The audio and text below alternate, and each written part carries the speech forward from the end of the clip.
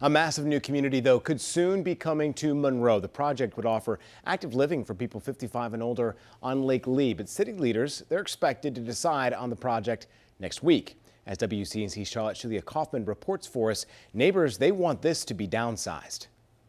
The kids are constantly running around in the woods. Nick Waddell and his family live on almost 50 acres of land in Monroe. I grew up in a rural area of Charlotte and kind of had this development happening around us, and we just decided we wanted to be out of the city and kind of in a quieter place. His quiet place sits on Lake Lee, a drinking water source for the city. Waddell worries a large development hoping to move in next door could harm it.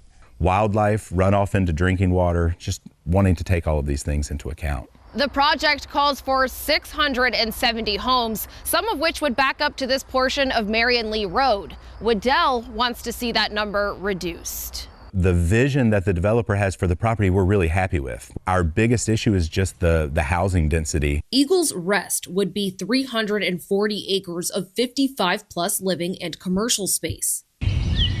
The plans conserve 20 acres of woods for the existing Eagles Nest. The Monroe Planning Board pushed the project forward in October. Monroe's just seen tremendous growth over the last 3 or 4 years, and this is a project that we've been looking for a very long time. We spoke with board member Margaret Desio over the phone.